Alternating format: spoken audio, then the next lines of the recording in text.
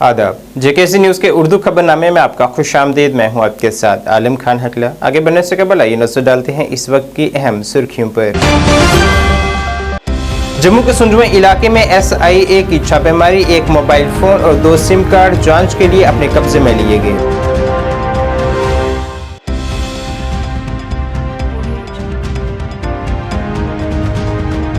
सेवा सिंह बाली की वजारत दाखिला से अपील, SPO के देरीना मामला को फौरी तौर पर किया जाए हल।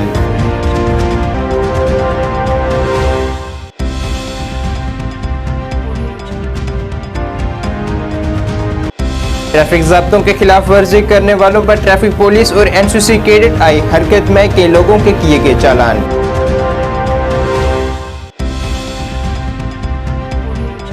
और नेशनल मजदूर कॉन्फ्रेंस ने ख़वातीन तख्सास बिल का किया खैर मकदम, लेबरर्स और पेंशनर्स को इजाफी फायदे देने की गई मांग।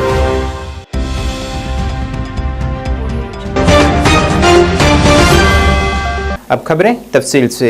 खसूसी तहकीकाती एजेंसी SIA की जानिब से आज जम्मू के बाहरी इलाके सुंजवा में एक साबका दहशतगर्दों के मददगार के घर पर छापेमारी की गई है। आज सुबह सुंजवा के पीर बाग के मकाम पर मोहम्मद इकबाल के घर पर छापेमारी की गई है और वहां से एक मोबाइल फ़ोन और 2 सिम कार्ड अपनी गिरफ्त में लिए गए हैं।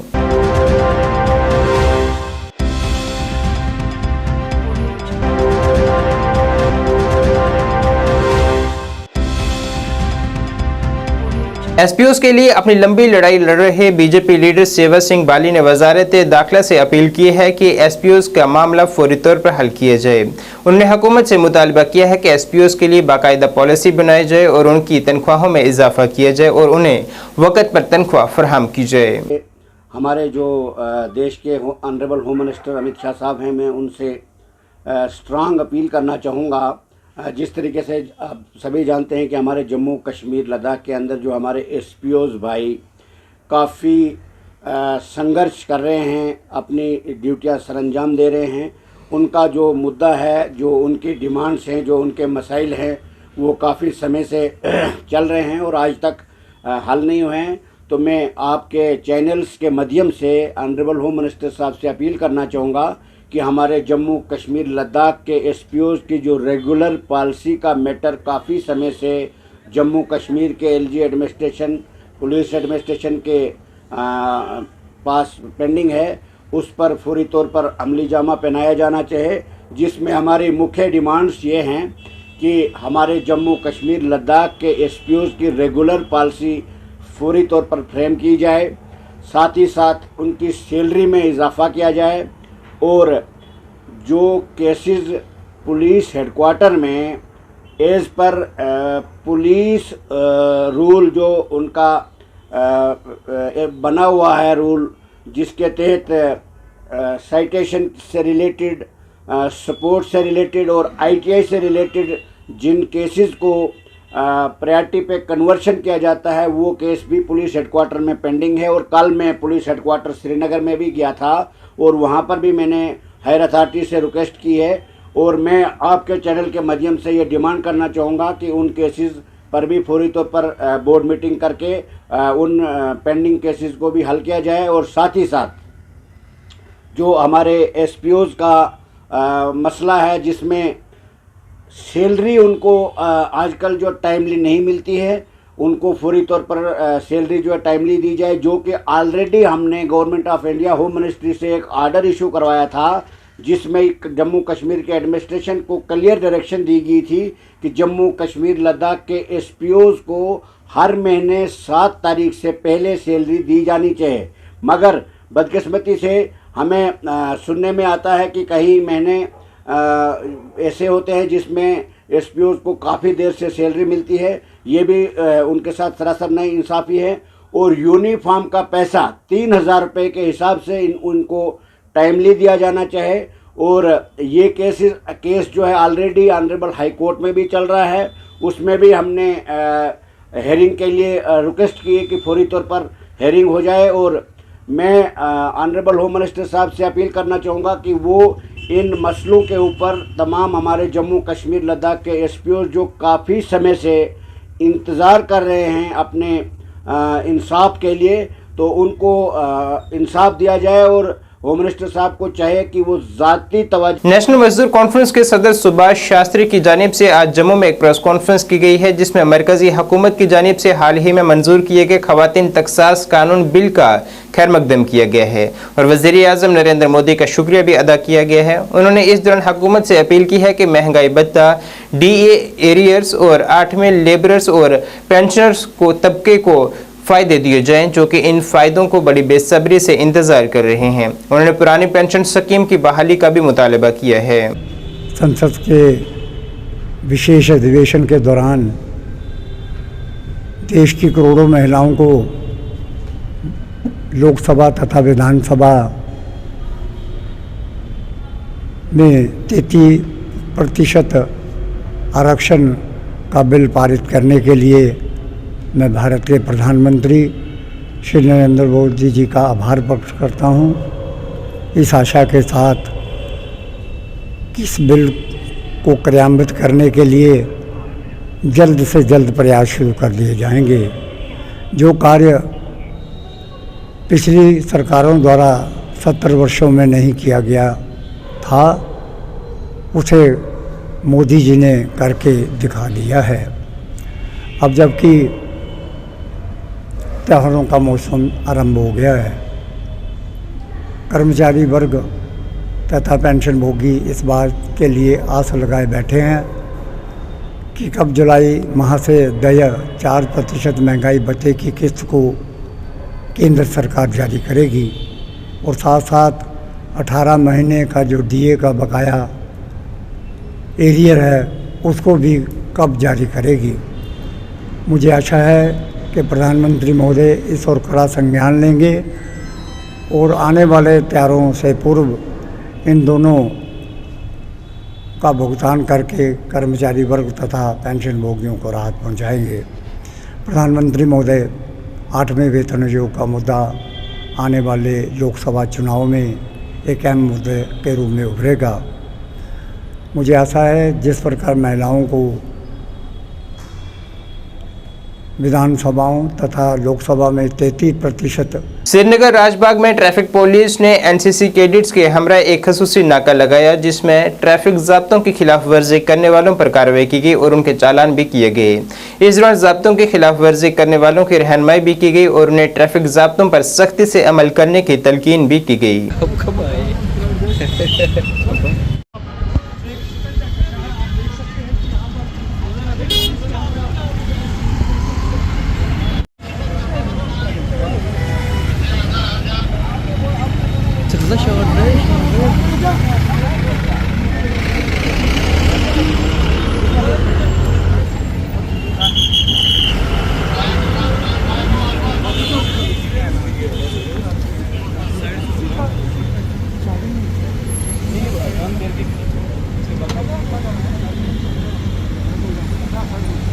ट्रैफिक का पालन करना चाहिए अच्छे से, जो भी स्पीड लिमिट है उससे चलना चाहिए, सीट बेल्ट लगानी चाहिए उसकी से।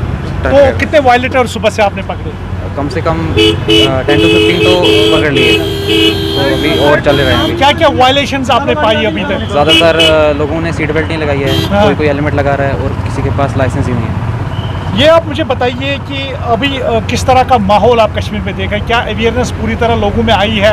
अब वायलेशन जो है वो कम होती जा रही है? जी कम होती जा रही है, बिल्कुल कम होती जा रही है। जो मतलब एजुकेटेड पीपल है वो तो समझ रहे हैं, अब थोड़ा हमें समझाना और है, तो अवेयरनेस पूरी फैल रही है अच्छे से। तो कब से यहाँ पर अभी यहाँ खड़े हैं आप? सर हमें लगभग 1 आवर हो गया। कितने वायलेटर्स को आपने पकड़ा? 10 to 15। 10 to 15। बहुत बहुत शुक्रिया, thank you. Taufiq Ahmad Mir. Taufiq, NCC cadet से आप जी हैं। सर। कितने वायलेटर्स को आपने पकड़ा? सर लगभग 20 to 25 सर। अच्छा। Yes sir. ज़्यादा सर अब यंग ही आ रहे हैं, क्योंकि आधे दिखा रहे हैं लाइसेंस पर डेट नहीं है, आधे लर्निंग दिखा रहे हैं उस पर डेट नहीं है। सर स्कूटी पे जो ज़्यादा से ज़्यादा हेलमेट को लगा नहीं रहा है, गाड़ी में आ रहे हैं, कोई आ रहा है साइड से निकल रहा है, कोई रुक नहीं रहा है। सर यही तो वायलेशन सर बहुत है। माइनर्स कितने आपने पकड़े अभी तक? Sir minus 6। Yes sir. उनको काउंसलिंग करने के बाद जाना? काउंसलिंग करने के बाद जाने दिया। कुछ बताएंगे हमारे माध्यम से आप जो इस तरह के वायलेशंस करते हैं? सर ये मतलब आप पेरेंट्स आप छोड़ रहे हैं हमें घर से, आप हमें घर में स्कूटी या बाइक है, आप घर में पेरेंट्स बोल रहे हैं जाओ यहाँ बाहर तक जाओ, पेरेंट्स की भी गलती है, क्योंकि माइनर को स्कूटी या बाइक या गाड़ी देना ये अलाउड ही नहीं है पहले ही। बाहर तक निकल रहे हैं, बोल रहे हैं गली में यहाँ कौन सा पुलिस वाला होगा, यहाँ क्या है वहाँ क्या है, पर ये गलत है सर। पेरेंट्स देख रहे हैं, फिर उन्हीं पेरेंट्स की वजह से उस बच्चे का एक्सीडेंट होता है सर, फिर बहुत बुरी तरह एक्सीडेंट होता है, फिर लॉस हो जाता है उन्हीं का बच्चा सर। मैं यही कहना चाहूँ। यहाँ पर एक अवेयरनेस कैंप शुरू किया है, उसमें यहाँ पर जो भी ट्रैफिक वायलेटर्स हैं उनके लिए यहाँ पर एक शिकंजा कसा गया है। अवेयरनेस प्रोग्राम जो है वो रखा गया है, उसमें यहाँ पर काउंसलिंग करने के बाद जो भी वायलेट। अनंतनाग के डीडीसी चेयरमैन चौधरी मोहम्मद यूसुफ गोरसी ने आज गुजर बस्ती में सड़क का संग बुनियाद डाला है। यह सड़क गुजर बस्ती अशमुकाम बरोई से लो वैली गुजर बस्ती तक तामीर की जाएगी। बीडीओ खवेरीपुरा अशफीन खान और दीगर ऑफिसरान भी उनके हमरा थे। इस सड़क पर आज से काम शुरू हो चुका है। डीडीसी चेयरमैन ने कहा है कि इस सड़क के तैयार होने से यहाँ की मकामी आबादी को एक बड़ी सहूलत मिलेगी।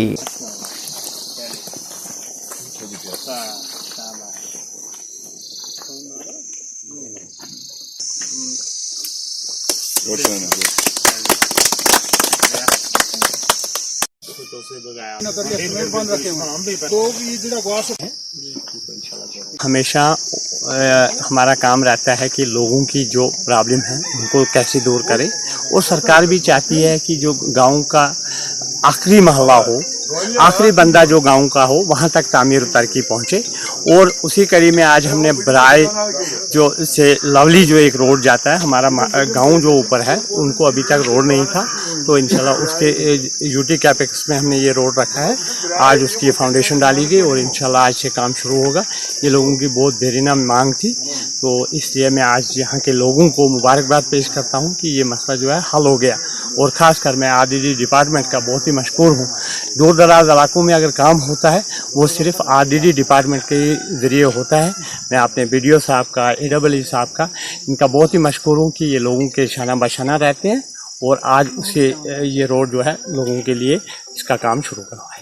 भारत सरकार के मरकजी मवासलात ब्यूरो की जानिब से सरकारी हायर सेकेंडरी स्कूल सतवारी में स्वच्छता ही सेवा मुहिम के तहत एक सफाई मुहिम चलाई गई, जिसमें स्कूली तलबा ने सफाई मुहिम में शिरकत कर और समाज में सफाई सुथराई बनाए रखने का पैगाम आम किया है। इस दौरान स्कूल में मुख्तलिफ तरह की सरगर्मियाँ भी मुनक़द हुई। इस दौरान जानकारी दी गई कि हर साल गांधी जयंती के सिलसिले में इस तरह की तकरीबात का इनआकाद किया जाता है।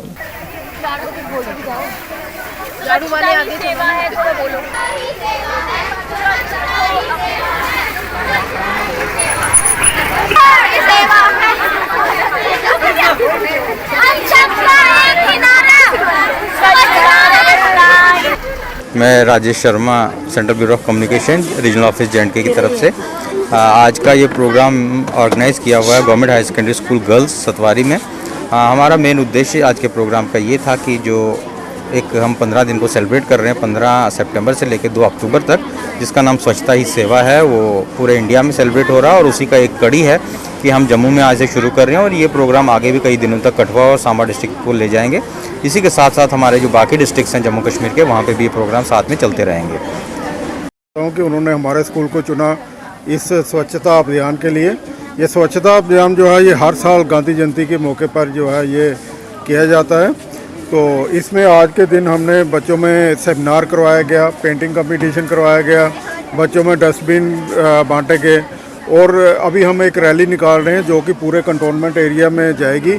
और जो सफाई अभियान है लोगों को अवेयर किया जाएगा, दुकानदारों को अवेयर किया जाएगा कि आप जो वेस्ट है उसको जगह जगह ना फेंकें, बल्कि इसको सेग्रीगेट करके प्रॉपर तरीके से इसको जो कंटोनमेंट की जो गाड़ी आती है वहाँ पे उनको दिया जाए, और ताकि इसका एक प्रॉपर डिस्पोजल हो और हमारा भारत जो है एक स्वच्छ देश बन सके, और प्रधानमंत्री श्री नरेंद्र मोदी जी का जो सपना है स्वच्छ भारत का, उसको हम साकार कर सकें। आप सब मीडिया वाले भाइयों का शुक्रिया। कॉन्ट्रैक्टर्स एसोसिएशन की जानिब से आज जम्मू में एक एहतजाज किया गया, जिसमें उनका मुतालबा था कि उनकी जानिब से अंजाम दिए गए कामों का पैसा वागुजार नहीं किया जा रहा है। जिस एसोसिएशन के सूबाई जनरल सेक्रेटरी विनोद कोहली ने कहा है कि इंतजामिया राज में कोई भी ओहदेदार उनकी मांगों को संजीदगी से नहीं ले रहा, जिस वजह से अब उनके घरों की हालत भी खराब होती जा रही है। उन्होंने ये भी इल्ज़ाम आयद किया है कि उनके पुराने बिलों पर जो 18% GST लगाया जा रहा है, जो कि उनसे एक बड़ी ज़्यादती है। मुश्तरका जो जम्मू प्रोविंस कंट्रैक्टर्स एसोसिएशन की एक टीम है, ये उनके ज़ेर साया ये प्रोटेस्ट हो रहा है। ये प्रोटेस्ट का मेन मकसद ये है, हमारे कंट्रैक्टर्स की पिछले कई सालों से पेमेंट जो है वो पेंडिंग है गवर्नमेंट के पास। बहुत बार हमने मुतालबे किए हैं और आपके साथियों के मातहत भी हमने कई प्रोटेस्ट गवर्नमेंट के आगे रखे हैं, कई रिक्वेस्ट रखी हैं, लेकिन एलजी गवर्नमेंट ने हमारी एक भी नहीं सुनी। पिछले शुक्रवार हमें चीफ सेक्रेटरी साहब जो डॉक्टर अरुण मेहता जी हैं, उन्होंने हमें समय दिया था। जब हमने अपनी बात रखी तो उन्होंने ये साफ शब्दों में कह दिया कि आप 19 के बाद की बात कीजिए, 2019 के पहले जो काम हुए हैं वो एक झूठ है। 2019 के पहले जितने भी कंट्रैक्टर्स ने काम किए हुए हैं, क्या वो टेंडर वर्क की हमने डिमांड रखी थी, जो टेंडर्स हैं, अलॉटमेंट्स हैं, एग्रीमेंट्स हैं, हमारे काम किए हुए हैं और उसमें इंक्वायरी हो चुकी है। 3 बार गवर्नमेंट ने, एक बार फैक्ट फाइंडिंग टीम आई, उन्होंने आके यहाँ इंक्वायरी की और उन्होंने रिपोर्ट दे दी कि काम हुए हैं और इन कामों के एवज में इनको पेमेंट्स करनी चाहिए और उन्होंने एक तरीकाकार बताया था कि कैसे कैसे पेमेंट्स करनी है। टेंडर वर्क्स की पेमेंट उन्होंने सबसे पहली प्रायोरिटी रखी थी, जो गवर्नमेंट ने बिल्कुल नहीं मानी है अभी तक। उसके बाद विजिलेंस ऑर्गेनाइजेशन को ये केस सौंप दिए गए कि जम्मू प्रोविंस के जितने भी काम हैं आप पेंडिंग लाइबिलिटी चेक कीजिए। विजिलेंस ऑर्गेनाइजेशन उन्होंने काम शुरू किए चेक करना। उन्होंने एट रैंडम कोई जम्मू प्रोविंस में 25 काम लिए और 25 कामों में उन्होंने 25 की 25 रिपोर्ट ये दी कि काम मौके पे एग्जिस्ट करते हैं और कंट्रैक्टर्स की पेमेंट्स जो है वो आप देख लीजिए।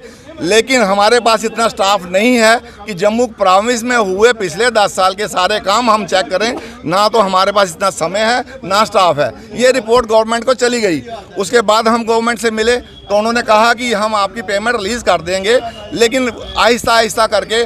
लेकिन परसों शुक्रवार की जो मीटिंग है चीफ सेक्रेटरी साहब के साथ, आज जैसे कि आपको पता है कि हम लोग जितने भी कॉन्ट्रैक्टर्स हैं सभी इकट्ठे हुए हैं। आज हमारा प्रोटेस्ट धरना है और ये धरना इसलिए है कि जिन ठेकेदारों ने काफ़ी लंबे समय से जो हमारी पेंडिंग पेमेंट से काम किए हुए हैं, उनके कोई भी इस तरफ ध्यान नहीं दे रहा है कि हमारी लाइबिलिटीज़ जो क्लियर करें।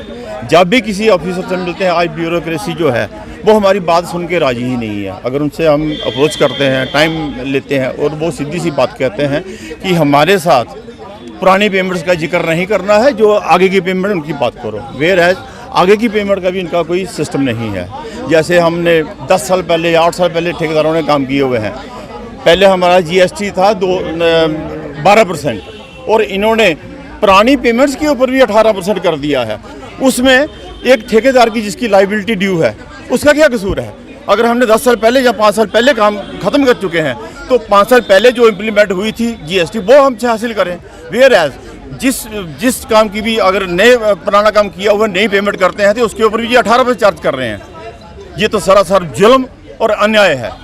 लिहाजा हम ड्यूटी गवर्नमेंट से भी बार बार यही अपील करते हैं हम लोगों के बारे में कुछ सोचा जाए, क्योंकि ठेकेदार अब इस कगार पर पहुंच चुके हैं।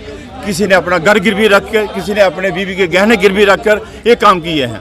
और आज वो पोजीशन है कि ठेकेदार जिसने घर से पैसे लगाकर, जो कि हम लोग इस डेवलपमेंट के सारे पूरे 100% के हिस्सेदार हैं इस गवर्नमेंट को चलाने में, आज हम ही दारोमदार हो रहे हैं। और आज वो पोजीशन आ गई है कि ठेकेदार घर से बाहर निकल के सड़कों पे खजल हो रहा है। नेशनल पैंथर्स पार्टी की जानिब से आज जम्मू में एक प्रेस कॉन्फ्रेंस की गई है, जिसमें उन्होंने पुलिस पर संजीदा इल्जामात आयद करते हुए कहा है कि पुलिस मालाजी के कातलों से मिलकर प्रोफेसर भीम सिंह की जायदाद को लूटा जा रहा है और भीम सिंह की अहलिया के कत्ल को छुपाया जा रहा है। उन्होंने इल्ज़ाम आयद किया है कि जम्मू के सिदरा में ज़मीन पर भी नाजायज़ तरीके से कब्जा किया गया है। उन्होंने इस पूरे मामले में मुलव्वस अफराद के खिलाफ सख्त कार्रवाई का मुतालबा किया है। पोस्टमार्टम करवाने की बात की गई थी और साथ में मालाजी के अकाउंट से 5 बार किसी ने पैसे निकाले, उसकी भी इंक्वायरी की बात की थी।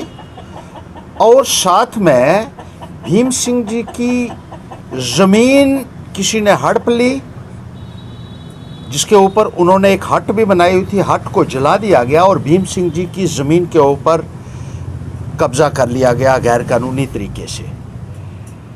ये कंप्लेंट किए हुए 5 महीनों से ज़्यादा हो चुके हैं। मालाजी का पोस्टमार्टम उनके बेटे ने खुद यहाँ करवाया, लेकिन 5 महीनों से रिपोर्ट को दबाया जा रहा है। पहले कहा 2 महीनों में रिपोर्ट आएगी, फिर कहा 3 महीनों में आएगी, अब 5 महीने हो गए हैं, पोस्टमार्टम रिपोर्ट का कोई अता पता नहीं है। और एक गहरी साजिश के तहत इस केस को कवर किया जा रहा है किसी को प्रोटेक्ट करने के लिए। ना केवल पोस्टमार्टम रिपोर्ट को डिले किया जा रहा है, बल्कि मालाजी के अकाउंट से 5 बार पैसा निकाला गया। और जिस दिन ये हादसा हुआ मालाजी के साथ, उस दिन भी 2 बार उनके अकाउंट से पैसा निकाला गया है। पुलिस, ऐसा लगता है, अपराधियों के साथ मिलकर शेल्टर दे रही है। अब उन्होंने पैसा खाया है या उनके ऊपर दबाव है, ये बात वही बता सकते हैं। मुझे बड़ी हैरानगी होती है कि जिस बैंक से पैसा निकाला गया, उस बैंक से 5 महीने पहले उन बैंक के लोगों ने कह दिया था कि ये पैसा मालाजी के अकाउंट से निकाला गया है, और हादसे के दिन भी 2 बार निकाला गया है। लेकिन दुमाना पुलिस वाले ये कहते हैं कि हमने बैंक को चिट्ठी लिखी है सीसीटीवी फुटेज देने के लिए, और 5 महीनों के बाद भी वो सीसीटीवी फुटेज नहीं मिल रही है। कत्ल होता है उसी दिन सीसीटीवी फुटेज जो है वो पुलिस अपने कब्जे में करती है, लेकिन यहाँ 5 महीनों से पुलिस वाले कहते हैं कि उनको सीसीटीवी फुटेज नहीं मिल रहा है बैंक से। उन्होंने सिर्फ चिट्ठी लिखी हुई है आज तक। ऐसी पुलिस को मैं कहता हूँ चुल्लू भर पानी में डूब मरना चाहिए। और जिस तरीके से ऐसे लोगों के मर्डर को छुपाया जा रहा है, उसके ऊपर पर्दा डाला जा रहा है, इसके लिए उन पुलिस वालों को फौरी तौर पर उनके ऊपर कार्रवाई की जानी चाहिए। और पुलिस और रेवेन्यू डिपार्टमेंट दोनों मिलकर भीम सिंह जी और मालाजी का जो पैसा था, जो प्रॉपर्टी थी, उसको अपराधियों के साथ मिलकर उसकी लूट की जा रही है, और कनाइवेंस से उस मर्डर को भी छुपाया जा रहा है मालाजी के। और भीम सिंह जी की प्रॉपर्टी को लुटेरों के साथ मिलकर उस प्रॉपर्टी को हड़प लिया गया है। भीम सिंह जी ने सिदड़ा में ज़मीन ली थी, और उस ज़मीन के ऊपर उन्होंने एक हट बनाई। काउंसिल, लेजिस्लेटिव काउंसिल जो एमएलसीज को लोन मिलता है, उन्होंने लोन लिया, हट बनाई, उस हट को जला दिया गया, और उस ज़मीन के ऊपर गैर कानूनी कब्जा कर दिया कुछ अपराधी लोगों ने। जब रेवेन्यू डिपार्टमेंट को ये कहा कि इस ज़मीन के ऊपर भी, वो कहते हैं हाँ हमने देख लिया, जब उन्होंने रजिस्ट्री कोर्ट से रजिस्टर हुआ है भीम सिंह जी के नाम पर वो ज़मीन, और लेजिस्लेटिव काउंसिल से लोन लिया गया है उस ज़मीन के ऊपर मकान बनाने के लिए। जब रेवेन्यू वालों को कहा, उन्होंने कहा भीम सिंह जी को पटवारी से मिलना चाहिए था उस वक़्त। अब तो उनकी ज़मीन के ऊपर किसी और ने गिरदौरी करवा दी है। वो बहुत पहले उसने अपना उस ज़मीन को उसके ऊपर उसने कब्ज़ा कर लिया। अब हम क्या कर सकते हैं? मैं कहता हूँ लानत मारता हूँ मैं ऐसे अफसरों के ऊपर जो एक भीम सिंह जैसा आदमी की अगर ज़मीन को हड़पने में पार्टी बन सकती है रेवेन्यू डिपार्टमेंट, एक आम आदमी का क्या होगा? सारे डॉक्यूमेंट, कोर्ट की रजिस्ट्रीज हमने रेवेन्यू डिपार्टमेंट को दी। लोन के पेपर्स जो ज़मीन के ऊपर है, जो लेजिस्लेटिव काउंसिल से निकालकर हमने रेवेन्यू डिपार्टमेंट को दिया। लेकिन ये सही कहा जाता है कि भ्रष्टाचार की तमाम सीमाएं जम्मू कश्मीर में इन अधिकारी लोगों ने पार कर दी हैं। मैं गौतम नाग करंगसू अनंतनाग में पुजारियों और मकामी हिंदू बिरादरी की तरफ से एक हवन करवाया गया है, जिसमें बड़ी तादाद में हिंदू बिरादरी से वाबस्ता लोगों ने शिरकत की है। म्यूनिसिपल काउंसिल के चेयरमैन हिलाल अहमद शाह, बीजेपी के सीनियर लीडर मोहम्मद सादिक खान और दीगर लोगों ने भी इस हवन में शिरकत की है।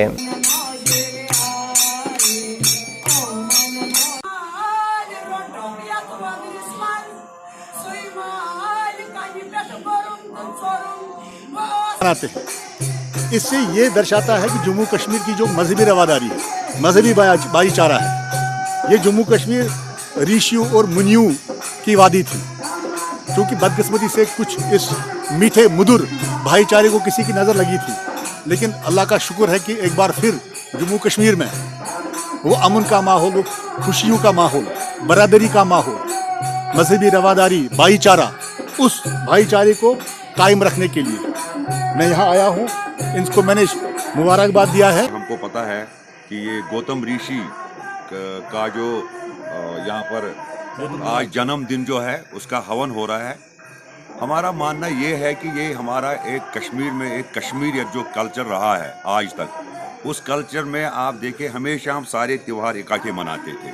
हमारे सप्तऋषि और समस्त देवी देवता आशीर्वाद बनाए रखें और ऐसे ही जैसे यहाँ पर यज्ञ अनुष्ठान इत्यादि विश्व शांति के लिए किए जा रहे हैं ऐसे ही होते रहें और यही हमारी प्रार्थना है भगवान से। सर्वे भवन्तु सुखिना। बुदल सैयद मोहल्ला गलानसर में ईद मिलादुन नबी सल्लल्लाहु अलैहि वसल्लम के हवाले से एक रोज़ा सीरतुल नबी कॉन्फ्रेंस मुनक़द हुई, जिसमें सैकड़ों की तादाद में लोगों ने शिरकत की है। सीरत कॉन्फ्रेंस का दौरान उलमाए कराम से ने खिताब किया है और उन्हें दीन इस्लाम की राह पर चलने की और समाजी बुराइयों से दूर रहने की तलकीन की गई है। इस दौरान वहाँ एक रैली भी निकाली गई। भाईचारे का पैगाम दिया है, वही पैगाम जो है हम लोगों ने अपनी कौम को दिया है कि आपसी भाईचारा इस मुल्क में की तामीर और तरक्की भी इसी में हो सकती है कि हम प्यारे नबी सल्लल्लाहु अलैहि वसल्लम के फरामीन पर अमल करें। कि जितने भी मेरे भाई दोस्त हैं मैं सबका शुक्रिया अदा करता हूँ। ये प्रोग्राम जो सीरत नबी हमारा हुआ ये पहला दौर था, इसके बाद इंशाल्लाह अच्छे से अच्छा ये हमारा प्रोग्राम चलता जाएगा। तो एक ही मैं जो है इश्क नबी बिच मर जांदे ओ दवा जहाना तर जांदे ओ इथू ही ता कर जांदे दीदार मोहम्मद अरबी दा। राष्ट्रीय राइफल बटालियन ने रोमियो 4 सदर मकाम के तहत खुलेली में खवातीन के लिए ऑपरेशन सद्भावना के तहत सिलाई मरकज का इफ्तिताह किया है, जिसका मकसद खवातीन को बाख्तियार बनाना है। 40 दिनों तक चलने वाले इस कोर्स में 20 खवातीन जिनका ताल्लुक मरहोड़ से है वो शिरकत कर रही हैं। इफ्तिताही तकरीब में कोर्स हासिल कर रही खवातीन के साथ साथ उनके अहल खाना भी मौजूद रहा, जिन्होंने इस तरह का कोर्स शुरू करने के लिए फौज की काविशों की तारीफ की है।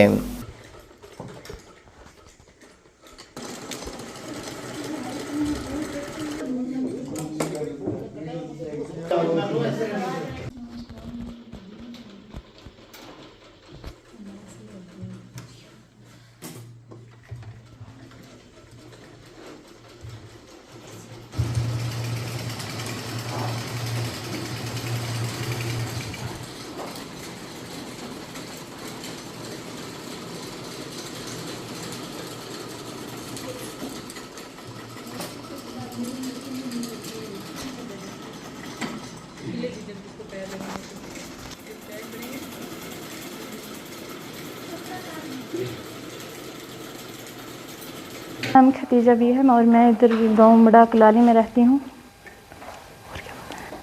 और इधर ये हम स्टिचिंग सीख रहे हैं। आर्मी की तरफ से हमें यहाँ पे स्टिचिंग सिखाई जा रही है और यहाँ पे जितनी भी मेरी बहनें हैं वो जब स्कूल मतलब नहीं होता है और वापस घर आके इधर ये सिलाई सीखते हैं। आर्मी की तरफ से हमें यहाँ बहुत अच्छे से सिलाई सिखाई जाती है और यहाँ पे मतलब जितना भी है ना यहाँ से सिलाई सीख के वगैरह ये सब करके आगे अपने घर का रोज़गार वो वगैरह चला सकते हैं आराम से। तो यहाँ आर्मी की तरफ से हमें बहुत अच्छी सहूलत दी गई है। यहाँ से सीख के मतलब अपने घर पे या कहीं पे जाके दुकान खोल सकती हैं। आजकल जैसे कि बेरोज़गारी बहुत चल रही है और उसके हिसाब से यहाँ पे जो आर्मी ने हमारे लिए ये तावन किया है, यहाँ पे जो ये सेंटर खोला गया है, इसमें हमारी जितनी भी बेरोज़गार बहनें हैं और वो यहाँ पे आके स्टिचिंग सीखती हैं और सीख के अपने घरों में या कहीं पे बाहर बुटीक खोलती हैं और वहाँ पे अपना रोज़गार चलाती हैं। आर्मी के लिए बहुत बहुत शुक्रिया जो हमारे साथ इतना कोऑपरेट किया है। हर मुसीबत में, हर परेशानी में आर्मी हमारे साथ है। यहाँ पे नाम हाजी मोहम्मद बशीर है, मैं सबका सरपंच हूँ और आज भक्ति मेरी वाइफ है सरपंच, मैं भक्ति पंच हूँ अपने वार्ड नंबर 9 का और ऊपर मड़ा का हम सरपंच हैं, सबका सरपंच।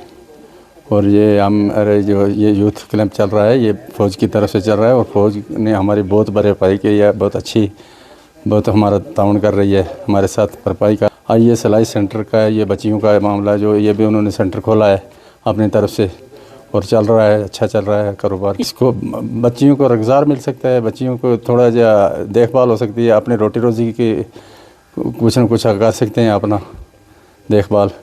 और इसमें ये फ़ौज की बहुत तामन है, बच्चियों की रोज़गार लग जाएगी। बच्चियों के थोड़ा जो बेरोज़गार बच्ची हैं, अनपढ़ बच्ची हैं और BPL ज़ुमरे में, तो इसलिए ये इनको जो है ये बहुत अच्छा। फ़ौज तो हमारे लिए हम और फ़ौज कंधा मिला के चलते हैं। हमने भी फ़ौज के साथ बहुत तावन किया है और फ़ौज हमारे साथ भी अच्छी तावन कर रही है। मेरा नाम सायरा परवीन है। तो हम यहाँ फ़ौज की तरफ से आए हैं। तो यहाँ हर साल मतलब ऐसे फ़ौज की तरफ से हमें इधर सिलाई का काम सिखाने के लिए आते हैं। तो इस साल भी आए हैं। तो यहाँ पे हर मतलब काफ़ी बच्चे यहाँ पे सीख के गए हैं। तो इस साल भी कुछ लड़कियाँ आई हैं। तो यहाँ पे मतलब बहुत अच्छा है। ये फ़ौज हमारा बहुत साथ देती है। तो इस साल भी मतलब कुछ लड़कियाँ पहले भी यहाँ से बहुत सीख के गई हैं, जिन्होंने अभी शॉप डाल के मतलब अपना काम घर का मतलब बहुत चला लेती हैं। तो इस बार भी हम सारी लड़कियाँ सीखने के लिए आई हैं। तो जी फ़ौज के हम बहुत दिल से शुक्रिया करते हैं, क्योंकि फ़ौज हमारे साथ बहुत अच्छे से मतलब बहुत हमारा साथ देती है हर साल की तरफ। इस साल भी हम यहाँ पे काम सीखने के लिए आए हैं। नाज़रीन, इस वक्त के उर्दू बुलेटिन में बस इतना ही। मुझे मेरी टीम के साथ दीजिए इजाज़त। अल्लाह हाफिज़।